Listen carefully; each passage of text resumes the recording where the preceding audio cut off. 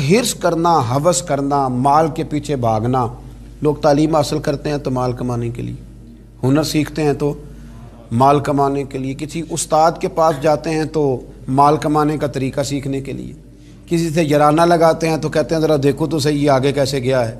جب مطمع نظر ہی مال ہو، جب توجہ ہی ساری مال کی طرف ہو، جب دولت ہی ہر چیز کا لوگ ما حاصل سمجھ لیں اور مقصود اور مدعائی دولت کو بنا لیں، تو پھر انسانوں میں کمزوریاں پیدا ہوتی ہیں، روحانی قوتیں ختم ہوتی ہیں، پھر انسانوں کے اندر شوق، ذوق اور وہ ساری چیزیں کمزور پڑتی ہیں. میرے نبی کریم پھر پڑھیے،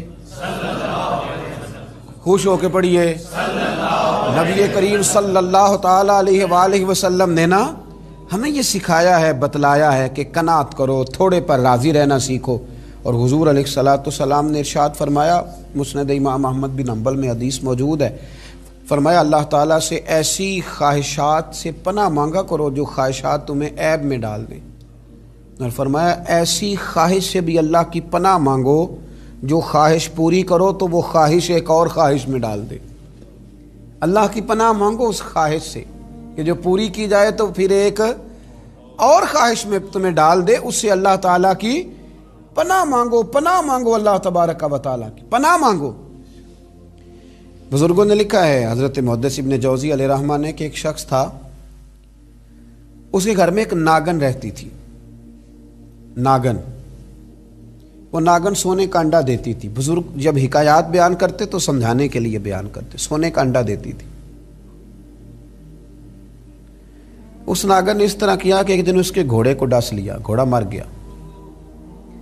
گھر والوں نے شکایت کری کہ اس کو مار دینا چاہیے، گھوڑا آج اس کے ڈسنے سے مر گیا، یہ ناگن ہے، سونے کا انڈا تو دے گی لیکن ڈسے گی بھی ضرور، یہ ناگن ہے، انڈا سونے کا دے گی پر ڈسنا اس کی فطرت ہے، یہ ڈسے گی بھی. اس نے کہا بھی کوئی بات نہیں، سونے کے انڈے سے کئی گھوڑے آ جاتے ہیں، مر گیا تو کیا ہوا. کچھ دنوں کے بعد اس ناگن نے کتے کو ڈسا، کتا بھی مر گیا. گھر والوں نے شور مچایا کہ یہ ناگن ہے تو اسے دودھ پلاتا ہے، یہ سونے کا انڈا تو دے گی پر ڈسے گی بھی، اس لیے کہ ڈسنا اس کی فطرت ہے، اس کی طبیعت ہے. اس نے کہا کوئی بات نہیں، سونے کے انڈے سے کئی کتے خریدے جا سکتے ہیں. کچھ دنوں کے بعد اس نے پڑوسیوں کے کچھ جانوروں کو بھی ڈسا. لیکن جب انسان کی آنکھوں کے سامنے سونے کے انڈے کی اینک لگی ہوتی ہے نا، پھر کتنے لوگ ڈسے جا رہے ہیں اس کی پرواہ نہیں ہوتی. جب سونے کے انڈوں کی اینک لگ جاتی ہے پھر کتنے غریبوں کی کٹیا جلتی ہے پر اس کی پرواہ نہیں ہوتی. جب سونے کے انڈوں کی اینک لگ جاتی ہے پھر کتنے رشتے ٹوٹتے ہیں، لوگ پرواہ نہیں کرتے. سونے کے انڈے کی اینک لگی ہوئی تھی. پھر ایک وقت ایسا بھی آیا کہ اس شخص کا ایک ہی جوان بیٹا تھا، ایک ہی بیٹا، جس کی طرف دیکھ دیکھ کے ماں باپ جیتے تھے، جو ان کی آرزوؤں کی امیدوں کا مسکن تھا، جو ان کی آنکھوں کی ٹھنڈک تھا، روشنی تھا. اس ناگن نے پھر اس بچے کو ڈسا، اور جب اس بچے کا جنازہ اٹھا تو پھر اس نے ہاتھ میں ڈنڈا پکڑا، اور ڈنڈا پکڑ کے جب وہ مارنے لگا نا ناگن کو، تو اس کی بیوی کہنے لگی اسے نہ مار، اپنے اندر کے لالچ کو ڈنڈا مار، اپنے اندر کی اس حرص کو، اس ہوس کو، اس طمع کو، جس نے آج میرے بیٹے کی جان لے لی، جس نے ایک ماں کی گود اجاڑ ڈالی، جس نے اس گھر کی ساری خوشیوں کو تباہ کر دیا، اس لالچ پہ ڈنڈے برسا، جس نے تباہ کر کے رکھ دیا ہر چیز کو، جس نے کچھ بھی آج باقی نہیں چھوڑا. بے قدراں کچھ قدر نہ جاتی، کیتی خوب تسلی ہو، اے دنیا دار پجاری زر دے، کتیاں دے گل ٹلی ہو. میرے نبی کریم علیہ السلام نے فرمایا دنیا کا مال مردار ہے اور طلب کرنے والے کتے. مردار مال کو طلب کر رہے ہیں. بیٹے کا جنازہ اٹھ گیا، اب کیا فائدہ ہوا؟ آج روحوں کے جنازے اٹھ رہے ہیں، آج دلوں کے جنازے اٹھ رہے ہیں. آج تن کے اجلے لوگوں کے من کے اندر کچھ بھی موجود نہیں، مردہ روحیں، مردہ دل، مردہ خیالات.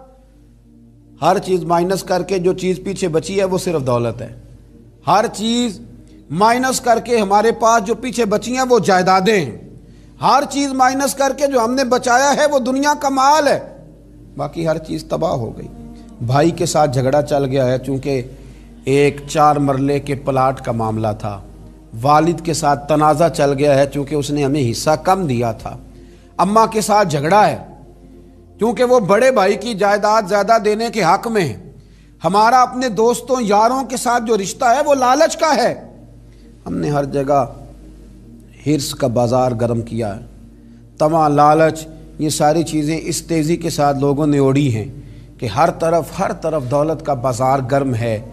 یہ جو سڑک پہ جا رہے ہیں، کچھ پیسے لینے جا رہے ہیں، کچھ لے کر کے واپس آ رہے ہیں، کچھ مزدوری کرنے جا رہے ہیں، کچھ مزدوری ڈھونڈنے جا رہے ہیں۔ دولت ہی دولت کا ہر طرف انبار لگ گیا ہے۔ یوں محسوس ہوتا ہے کہ جیسے اب جو کسی سے سلام لیتا ہے تو وہ بھی پہلے سوچتا ہے کہ مجھے میسر کیا آئے گا۔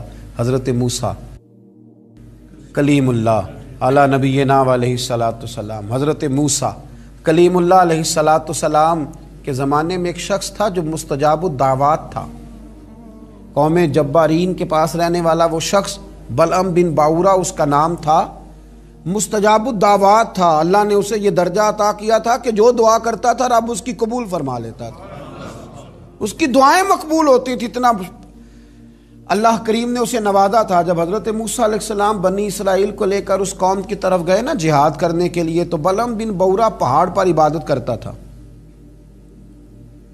بہت سارے لوگ اس کی عقیدت مند تھے، بہت سارے لوگ اس سے محبت کرتے تھے، بہت ساری جگہوں پہ وہ چاہا جاتا تھا۔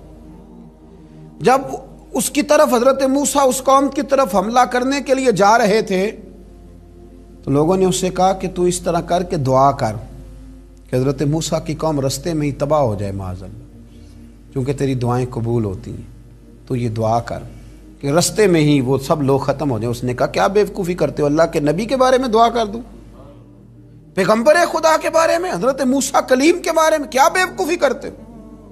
لوگوں نے مجبور کیا، اسے مجبور کیا، لیکن اس نے کہا نہیں میں نہیں یہ کام کرتا۔ لوگوں نے دلائل دیے، بالآخر کچھ لوگوں نے کہا کہ آپ استخارہ کر لیں، اگر تو آپ کی سمجھ میں یہ بات آئی تو آپ آگے لے جائیے گا، نہ آئی تو نہ لے جائیے گا۔ بلعم بن باورا نے استخارہ بھی کیا۔ استخارے میں بھی اسے حکم ہوا کہ تم نے بد دعا نہیں کرنی، تم نے حضرت موسیٰ کی قوم کے بارے میں دعائے ضرر نہیں کرنی۔ اب جب اس نے صاف ستھرا انکار کیا نا کہ بھئی میں دعا نہیں کروں گا اللہ کے پیغمبر کے بارے میں، نہ ان کی قوم کے بارے میں، تو لوگوں نے وہی حربہ استعمال کیا جو لوگ استعمال کرتے ہیں۔ ڈھیروں تحفے لے کے آ گئے، دولت لے کے آ گئے۔ اللہ تبارک و تعالیٰ جب دین کے نام پہ لوگوں کو عزت دیتا ہے تو پھر لوگ اس کو استعمال کر کے دنیا اکٹھی کرنی شروع کر دیں، پھر لوگ اپنا بڑا نقصان کرتے ہیں، پھر اپنی روحانیت کا، اپنی تاثیر کا لوگ بڑا نقصان کرتے ہیں، پھر لفظوں کے ہیر پھیر سے دولت کمانا چاہتے ہیں۔ لیکن یاد رکھیں لفظ تاثیر سے بنتے ہیں، تلفظ سے نہیں۔ لفظ تاثیر سے بنتے ہیں، تلفظ سے نہیں۔ اہل دل آج بھی ہیں اہل زبان سے آگے، اہل دل آج بھی ہیں اہل زبان سے آگے۔ پھر لوگ سودے کرنے لگتے ہیں اپنے الفاظ کے، حروف کے۔ بہت سارے جب تحائف ملے، قائل کیے تو آمادہ ہو گیا، دولت جو سامنے آئی لالچ کر گیا۔ اس کو قرآن حکیم نے بیان کیا ہے، اس واقعے کی طرف قرآن پاک نے اشارہ فرمایا۔ بلعم بن باورا نے ہاتھ اٹھائے اور دعا کے لیے جب نکلا تو جس گھوڑے پہ سوار تھا، جس گدھے پہ سوار تھا، جب یہ جا رہا تھا نا پہاڑ پہ چڑھ کے میں بد دعا کروں گا حضرت موسیٰ کی قوم کے لیے، جب جا رہا تھا تو گھوڑا واپس بار بار منہ پھیرتا تھا، واپس اس کو کہتا تھا نہ جا، واپس آ جا۔ یہ اس کو مارتا تھا، پہاڑ کی جانب لے جاتا تھا۔ اللہ اکبر۔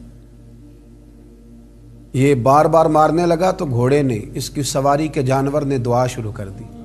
گھوڑا تھا یا گدھا تھا، اس نے دعا کی یا اللہ مجھے زبان دے، میں اس لالچی کو کچھ سمجھا دوں، مجھے زبان عطا کر، میں ہی اسے کچھ سمجھا دوں۔ اللہ نے زبان دی تو گدھا کہنے لگا آگے نہ جا، تو مجھے آگے بھیجتا اور اللہ کے فرشتے مجھے واپس بھیجتے ہیں۔ لیکن لالچ تھا نا طائف کا، دولت کا، جب چڑھا پہاڑ پہ اور حضرت موسیٰ کے لیے ہاتھ اٹھا کے قوم کے لیے بد دعا کرنے لگا تو لفظ حضرت موسیٰ کی قوم کے لیے ادا کرتا تھا، نکلتے اپنے لیے تھے اور ان لوگوں کے لیے تھے جنہوں نے دعا کے لیے کہا تھا۔ وہ لفظ پلٹ کے اسی پر آئے، اتنا اس کا برا حال ہوا کہ زبان لٹک گئی اور پھر اللہ کے شدید عذاب میں مبتلا ہوا۔ یہ لالچ عذاب کو آواز دیتا ہے، عذاب کو آواز دیتا ہے، اور انسان کی قناعت انسان کو عزت والا کر دیتی ہے۔ دعا ہے اللہ تعالیٰ کی بارگاہ میں اللہ تعالیٰ ہمیں لالچ سے بچائے اور قناعت کی دولت عطا فرمائے۔ آخر دعوانا الحمدللہ رب العالمین۔